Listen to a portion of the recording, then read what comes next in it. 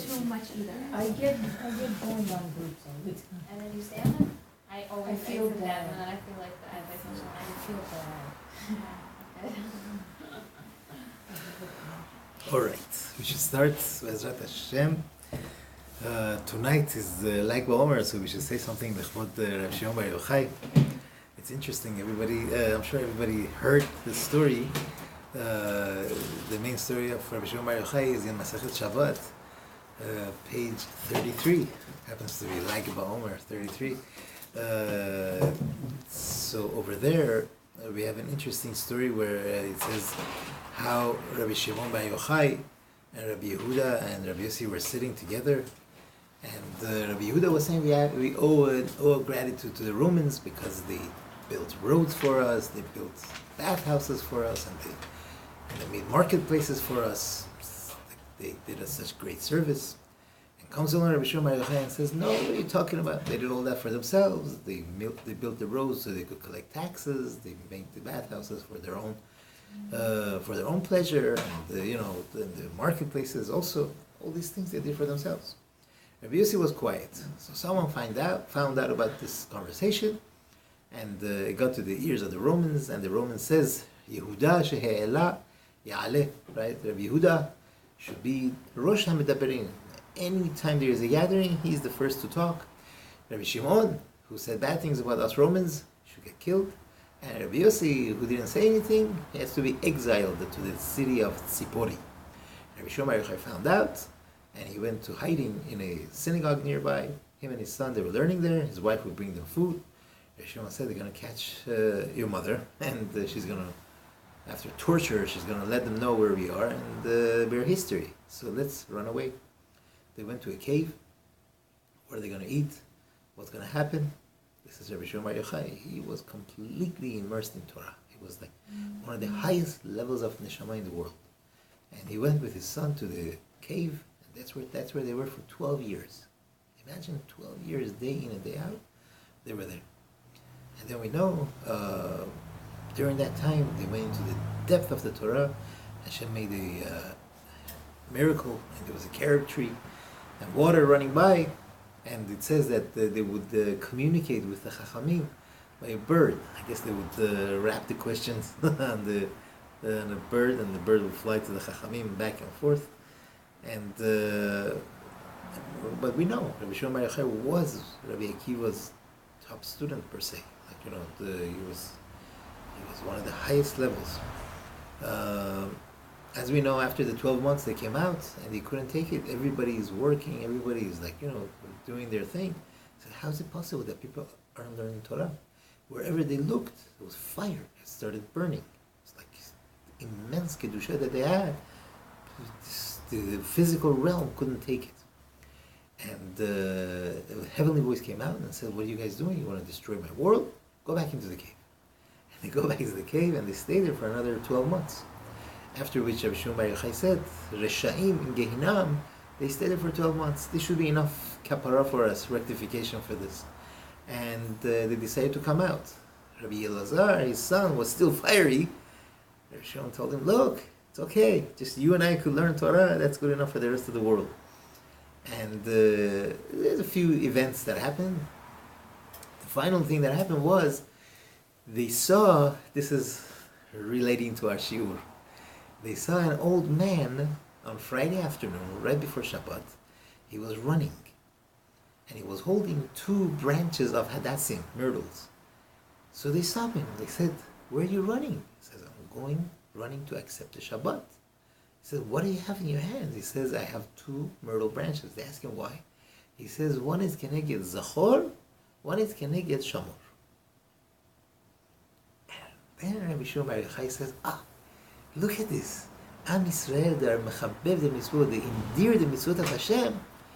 That's it. And that is when their mind settled, they were happy with Am Yisrael, and everything was fine. What happened? What is this? What is this story? Is it really what's happening?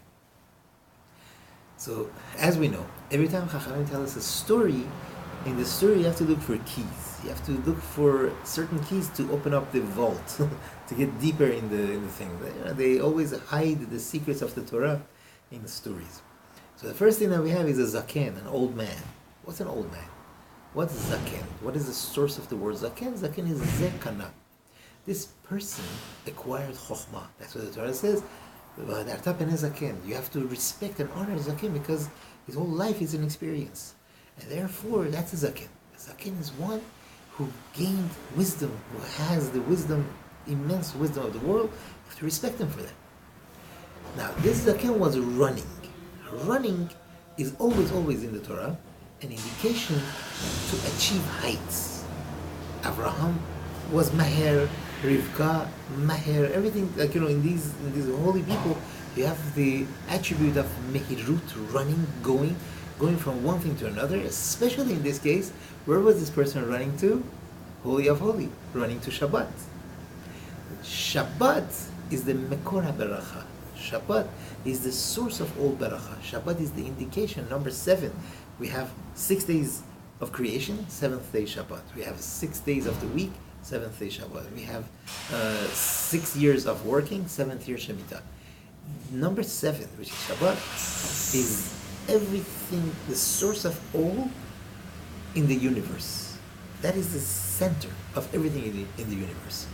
So he's running towards that. That means running for the core, for the main thing that the world stands on. And he has 2 myrtle branches. Myrtle branches, he says, one is for Zachor, one is for Shamor. What is Zachor? Remembering Shabbat. That's the positive act. That's a mitzvat aseh. Positive commands of the Torah. And Shamor is things that we have to be hesitant, not to do, to prevent ourselves from doing. That's the lo ta'aseh. Everything about it is this, the right and the left, right being mitzvah aseh, left being mitzvah lo ta'aseh. That's why he was holding in 2 hands these 2 myrtle branches, showing that we are mechabev the mitzvot, we love the mitzvot. And on this, Rabbi Shlomo Bar Yochai said, if that's where Am Yisrael is, if that is what they're doing, that's good enough for us.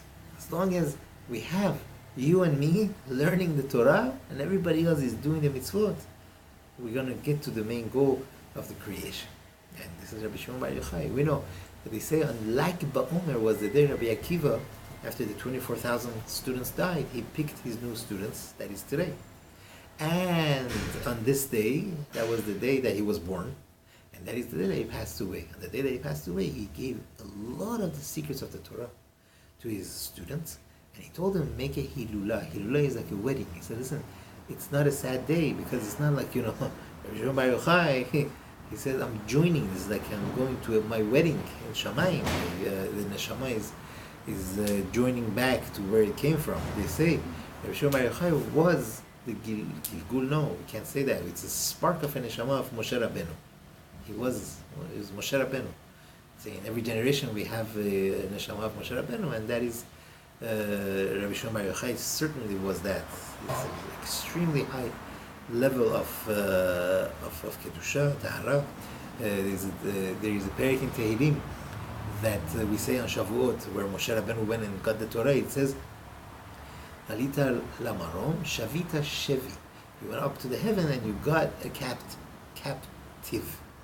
Shevi is Rashi Tevot Shin Bet Yud Shimon Bar Yochai. That's Shimon Bar Yochai was the one that got the secrets of the Torah, and he was the one in charge of giving out those secrets to the human beings, to Am Yisrael. Zechuto Yeheh Magen Alenu. All right, so it's a big zechut to talk about Rabbi Shlomo Bar Yochai on this night. Now, let's go back to the halachot that we were discussing. We were talking about binyan, building, ohel, making a tent, making a covering, right, on Shabbat, and we discussed the fact that it is asur to make even an ohel aray, an ohel, a tent covering, even if it is temporary. However, if there was a little part of this ohel, a little part of this covering there, a little means 1 tefach, that's 8 centimeters, about 3 inches, I would say, then you are allowed to add to it, okay? And if you want to remove it, as long as you're going to leave 1 tefach as well, that's fine. It's not considered that you're building, and it's not considered that you are breaking down this ceiling. So we did mention if the sechach of the sukkah fell, same thing. As long as there's one tefach standing, we could put it back up. Now, and we did mention, I think, I'm not sure, we said you could put one book standing, another book standing over here, and put another book on top of it. That is not considered making an ohel, although underneath you have one tefach high. It's still because it's you don't need that space down there. You don't need that. That's not needed. Therefore, one is allowed to do that. There is a question about caps or hats, like that they have a wide brim. So someone will say that these are ohel because as long as it's one tefach, you put it up, then you're creating an ohel around your head, especially if it's tight. Obviously, it's not a problem unless the brim, the thing is very hard, and it's at least one tefach wide, and it's very hard, and it's all around. Then it might be considered an ohel. A person should not wear that. You know where that works? It's this Chinese hats probably. The ones that are, I don't know what they're called, or maybe sombreros. Sombreros could be problem because I think the brims are pretty hard, They're aren't pretty they? stiff. They're like- strong. They're No, but they also make they make stiff. Oh, really? They flap? So it could be they're different types. It could Yeah. could be they're different. But besides that, I've seen they have these caps, and they have like an umbrella on them. Have you seen that? Those are pretty sturdy. Those could be a problem on Shabbat, I would say. But a hat that's like soft sides, around it, like that's really like fishing hats, that sort of stuff. That should be fine.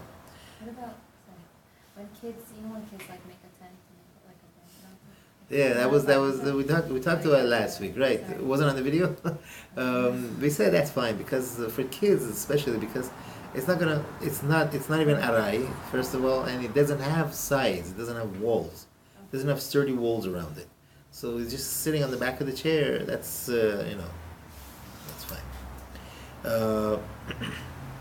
So any ohel arai, any temporary ohel, ceiling covering that you cannot, it's asur to put it up. It would be asur also midirabanan to destroy it, to take it down, right? Because it's soter. You have boneh, building, constructing. You have soter, destroying, right? Why is that asur? Because if we allow you to do that, to take that down, then a person might go ahead and break down a whole building or break down a ceiling. So therefore, that is asur also midrabanan. It's a gezerah, right? But if it was just added, then you could remove it, because there is no gezerah. There was no gezerah because the little bit is going to be still stay. That tefach is going to stay, and therefore that would be allowed for a person to do, and that wouldn't be a problem. Okay. We touched on a lot of the things, all the things I think that would be more daily things about the ohel. We'll move to another part of boneh. Now, so as we said, boneh constructing is any construction that you do on the ground or anything attached to the ground. That means you have a building, the person adds to that building. There is a hole in the wall, and he covers that hole, fills that hole, or he bangs a nail into the wall or adds to the wall. That's asur, that's constructing.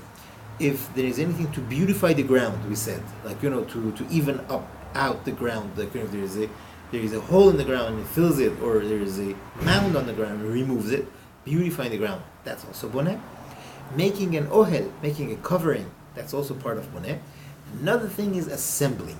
Assembling, that means perfecting a keli, perfecting a vessel, right? That would also be considered an act of boneh, an act of constructing.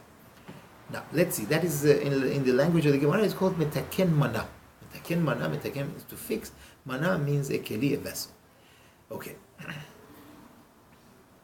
A person has a suit, has a shirt, and there are strings that are still left from the time that they tailored this shirt, this suit, or whatever garment it is, and there are still strings there hanging. and he cuts it off or he rips it off. That is asur because it's metaken mana. He's perfecting a garment. So that's that person that's asur from the Torah, right? But that's only if he's makpid, that he's taking care, he's making sure he doesn't like that. Now, if he doesn't care about the string, he just sees it and just takes it off, then it's not asur from the Torah because he doesn't care about it. It's just he just took it off. Not that he cared. Oh no, this suit doesn't look good, and they didn't finish the job. The tailor forgot to cut this off. He just removed it, just mitasek. That means he wasn't even paying attention. He just took it off. Then we say he's patur. Not that you could go ahead and do it if your intention is not, to finish it off. Not that it's absolutely mutar, but if he did it, it's okay, and we will not kill him for this. Now, let's say you have a talit, the children have a talit or a talit katan, and right before Shabbat, they finish putting the strings in there onto the sisit, and now they see that they didn't finish it. That means the strings are still tied up together. They're like bundled up, and you want to separate them to make it look nice. You can't do that on Shabbat because this is perfecting it. This is finishing the job. If it was already used, that means the child already wore it and it was already separated the first time, second time, third time, who knows how many times. Now on Shabbat, you see it was in a laundry. Let's say you washed it, and now it was dried and then it got all all mixed up and everything. Then you're allowed to open it up. That's fine because it's already a kli, it's already a vessel, it's already separated from before. Now it just got mixed up, tied up and everything. Obviously, if it's a knot, you can't open the knot. But if it's just, how would we say it? Tangled, tangled is a good word. If it's all tangled up, then you want to just separate them. That is a mutar. A person could go ahead and separate them on Shabbat. That's not an issue because you're not making a kli. The kli was already made. It just got tangled up. Now, this one is a huge topic. It happens. A sink is clogged. Okay? What do we do? Remember, a sink usually is part of the building. Right? It's different than just the regular old pipe. Right? A sink is attached to the ground. So now we have to be extra careful. You can't just say, okay, I'll just open it. What's the big deal? If no water goes down, it's so completely clogged that no water goes down, then it would be asur to go ahead and plunge it.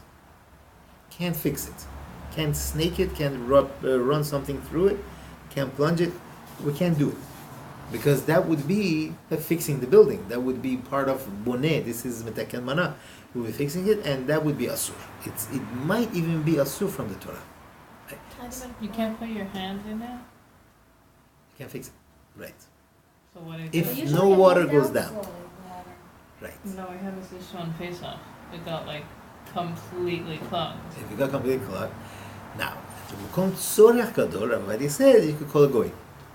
You could tell a goy, say, here, Mustafa, our sink is clogged and here's a plunger. I was going to do that.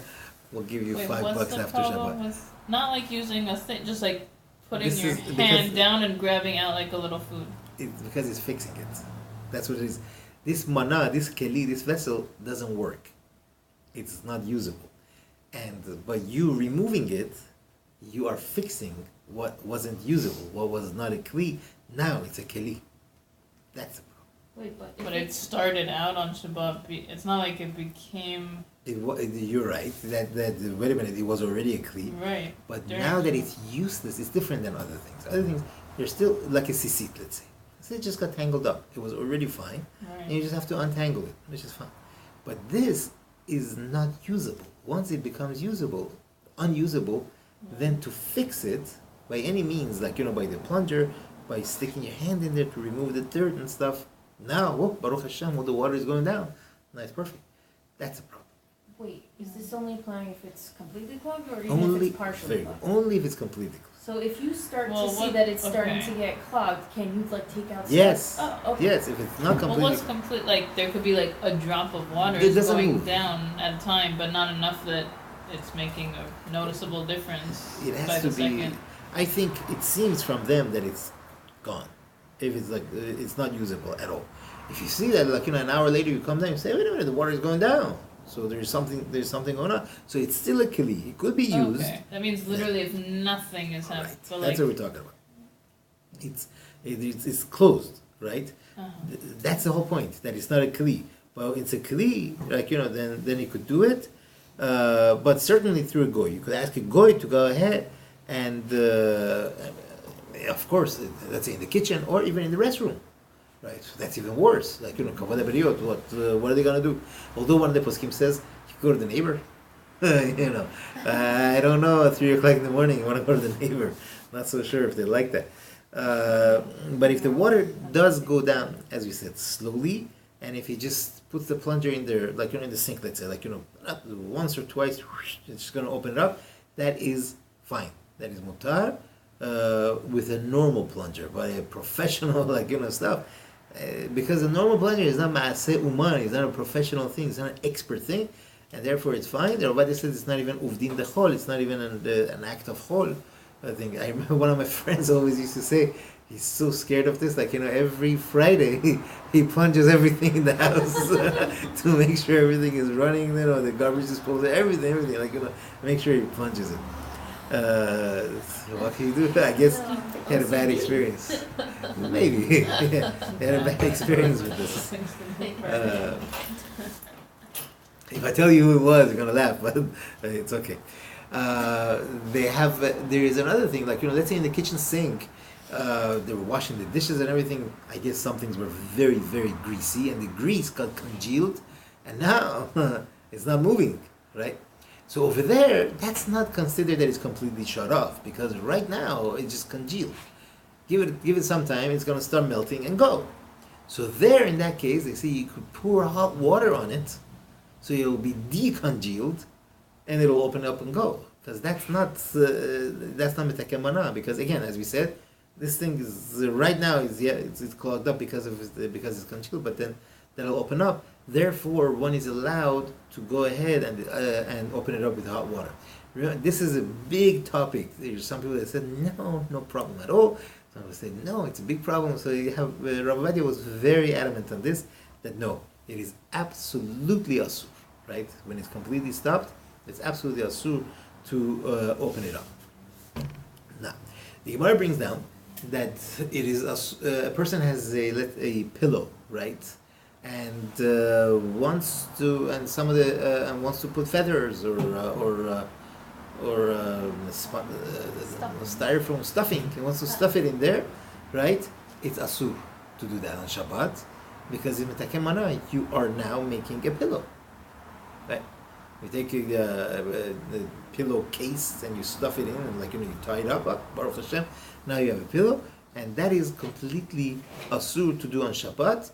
Metaken mana. However, if your pillow, some of this stuffing fell out, you are allowed to put the back in the pillow, right? Just as long as this pillow is not the type that you have to sew it up, right? Because sewing it up already, that's really the melacha of tofer in this case, and that would be a big problem. How about if you have one of these air mattresses or air pillows, and you come, you want to go to sleep, you see, oops, air is out. And this also, oh boy, there is a big machloket on this. Can one do it or can't? Right? It says it's fine because already beforehand it was a kli. It's not something that you're not doing anything. You're just blowing air in it and making it usable. This. It's not like stuffing. It's not. We don't make a gezerah nowadays. Chachamim used to make gezerot. We don't do that anymore. Therefore, one is allowed to go ahead and blow into these things. Air mattress. Good luck. That thing is going to take a lot of work if you want to do it. But even if there's no air in there, you can do it. Right. Even if there's no air. You see the air is completely out, a person could go ahead and do it. As long as it was already once before air, pumped into it and just lost the air, you could do it. Okay? You mean it's not brand new from the start? Correct. Brand new, first time, we say no, don't do it. But if it was already used before, once or twice, that's fine. Wait, That's didn't we say that we could like blow up a beach ball or Right. something? But if it's brand new, you If it's can. brand new, it seems like it's a problem, right? Oh, okay. Yeah. But What about if it wasn't blown, if it's asking you guys a question. What about a balloon? We said that's fine. That's fine. Some people say it's a problem. It's muktzeh, the balloon, but we said that's perfectly fine. We said that What about before. bubbles? Bubbles. Oh, with the soap stuff. With the bubbles. What's the problem there? Metaken mana? It's not a metaken mana. You're not building. You're not. You're using wind to make a bubble. Yeah. It might be a problem with zore. You're saying. Yeah.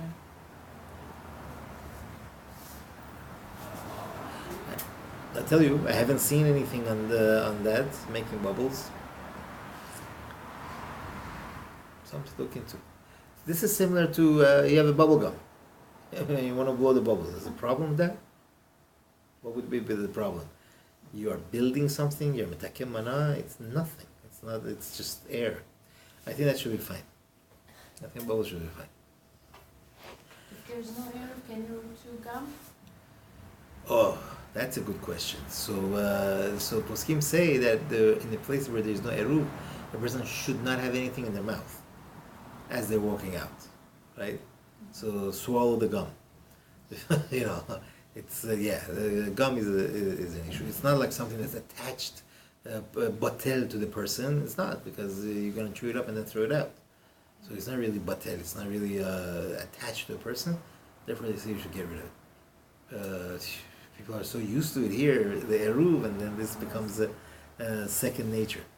Now, I don't remember if you mentioned if a door handle came out. We mentioned that? Mm-hmm. So you can't put it back in. Unless this is the type of the door it is. Like, they usually remove the handle. They don't want kids to get in there in and out. Okay, good. So we mentioned that. That would also be metaken mana. Now, big question comes up. Is one allowed to fold something on Shabbat? Right? For men it happens a lot, like, a talit. Is one allowed to fold the talit? Or if you go to some shuls, then people just take off the talit, they just bundle it up and they leave it on the table. That, Rabbi says, is a no, because it's a disgrace, it's a disrespect to the talit. Now, fine, so can you fold it? Folding, what's the problem with folding? So some poskim say that the problem with folding is like this, that it used to be that when they would fold the clothing quality of the material was much different than we have nowadays. The quality of the material that we have nowadays is much finer, much better. Back in the day, the clothing that was not folded, that was not pressed, it was not only it wasn't nice to wear, it was impossible to wear, because it was so rough and so thick, it would be impossible to wear it even.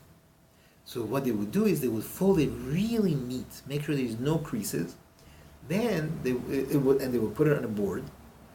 Then they would put another board on top of that, and they would screw the board in so that it'll be pressed. That's how they would do it. So poskim say, many poskim, asur, it's asur, right? Lekapel, it's asur to fold these cloth, and things like that. So, okay, so then there's others that say, no, but that doesn't apply to a talit.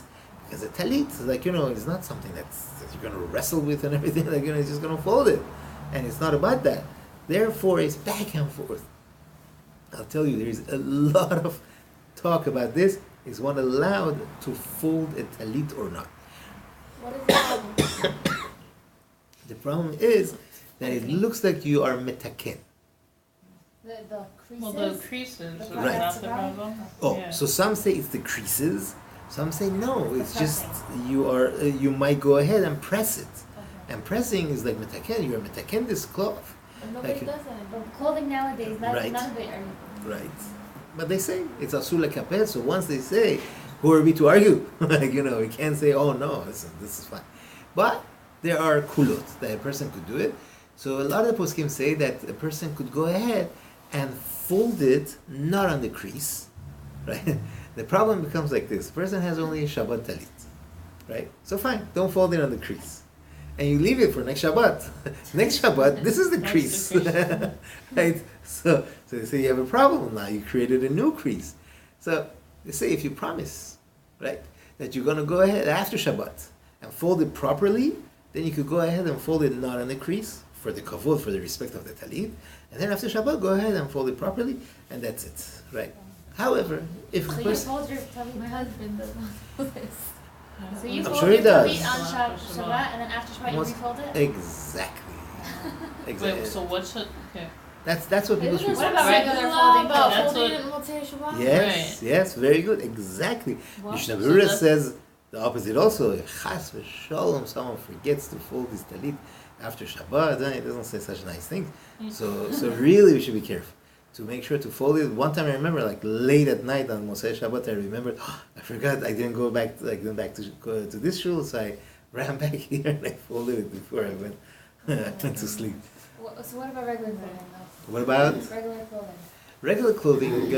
Well, we fold clothing on Shabbat. Fold clothing on Shabbat.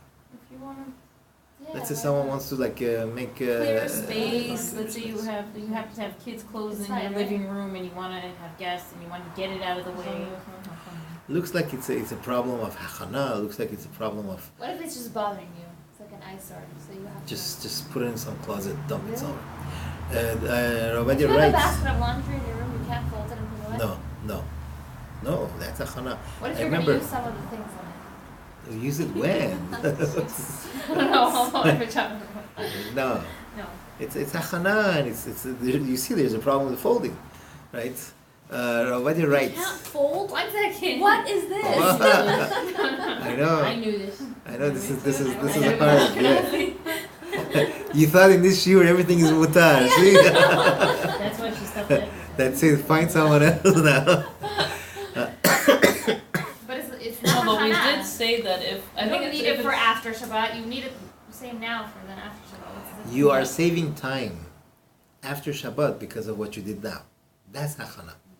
But I think we said like there's a different if you have like a whole laundry basket and okay now you want to fold it just like as a chore to take care of it, so that would seem to be a problem. But if you have like if your bed is scattered with clothing and it's like you want the bed but you don't want to just dump the stuff, like you said we are allowed to fold it to put it away. We said that. That's correct. Very good.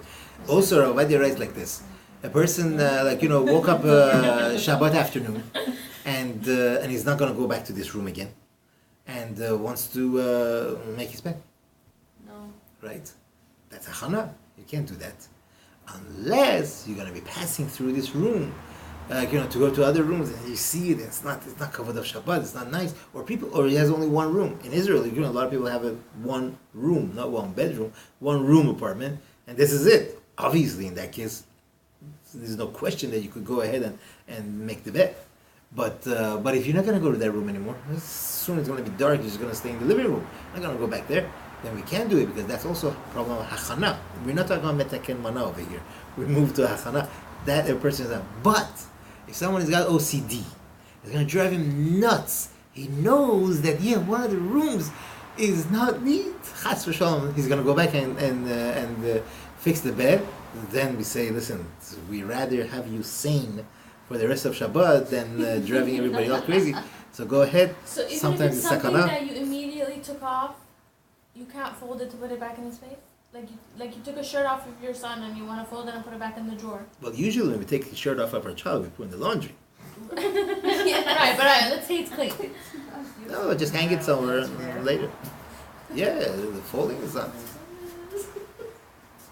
As far as I saw in the poskim, they're not. We're talking about folding. Yeah, Hangers, putting on. hangers are fine. You're not folding. You're not doing anything.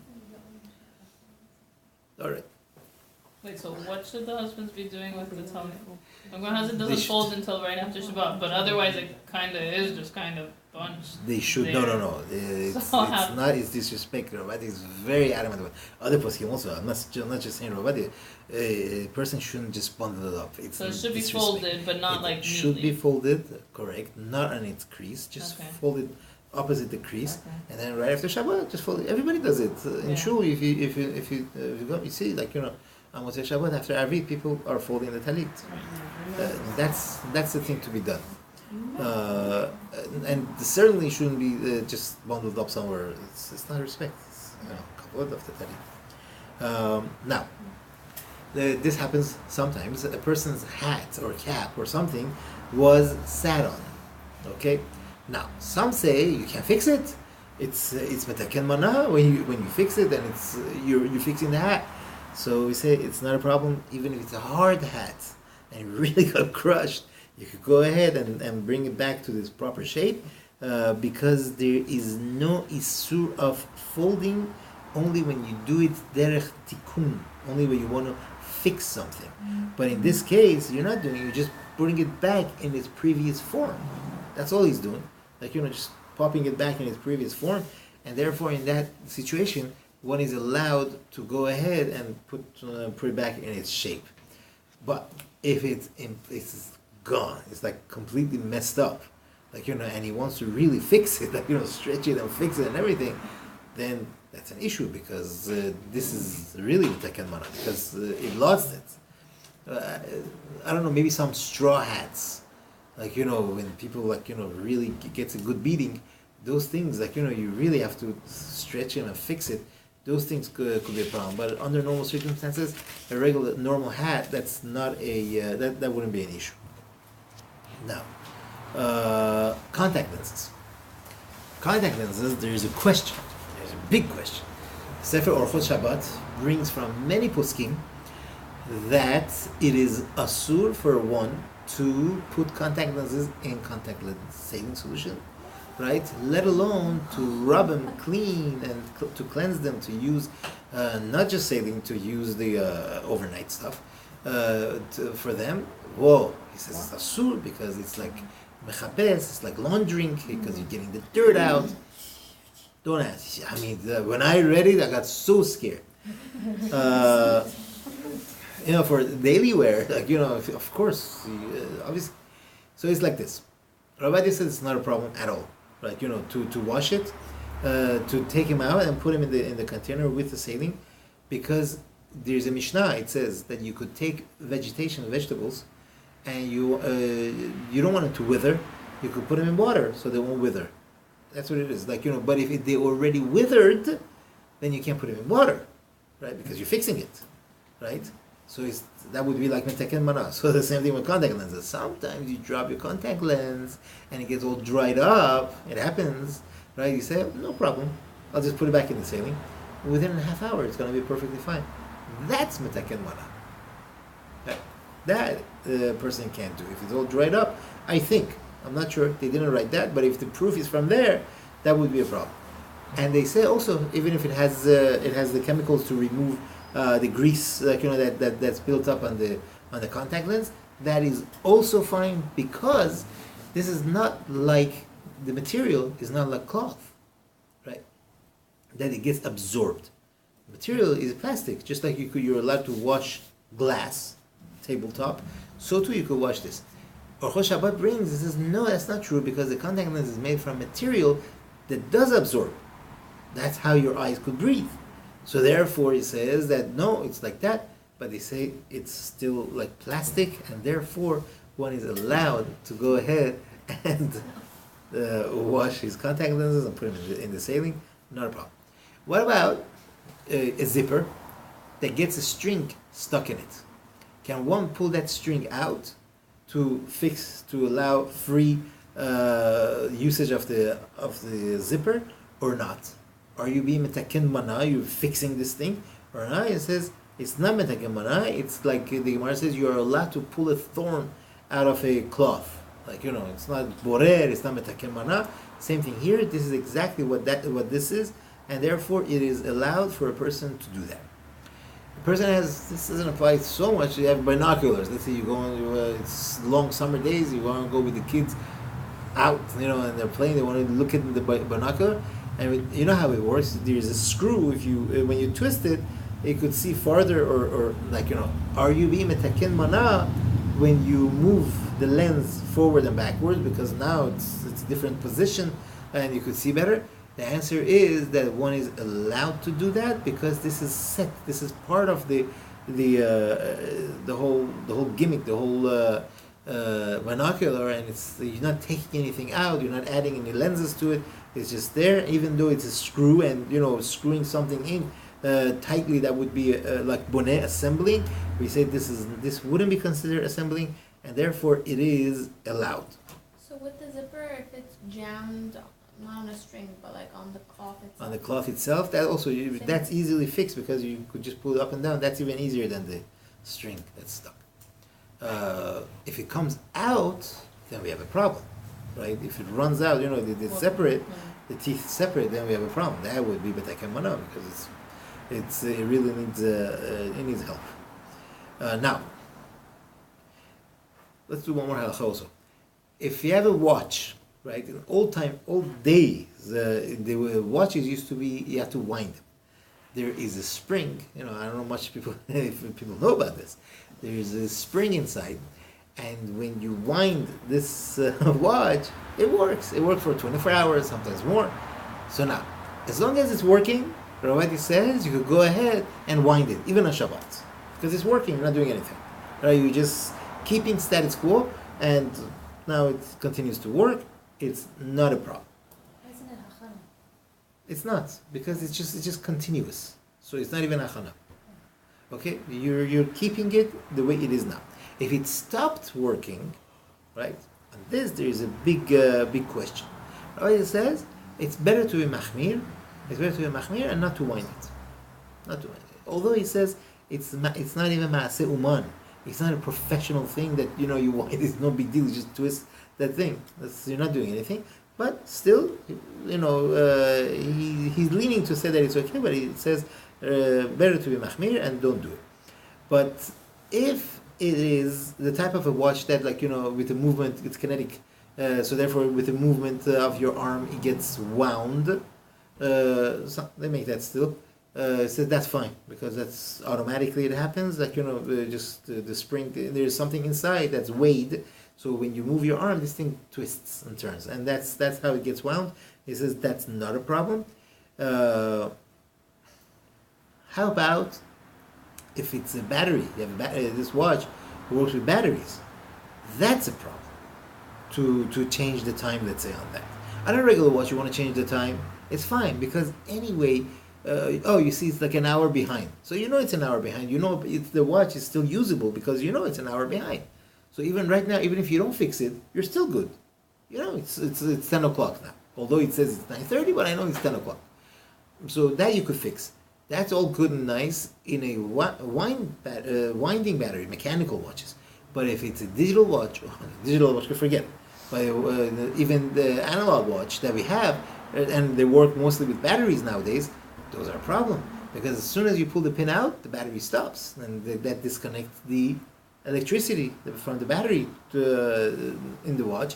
And then when you press the button back, so you should, when you fixed it, then the electricity current starts working again. Right? So in that case, we should be machmir and not to change the time on those watches. Very good. Thank you. Are stickers usher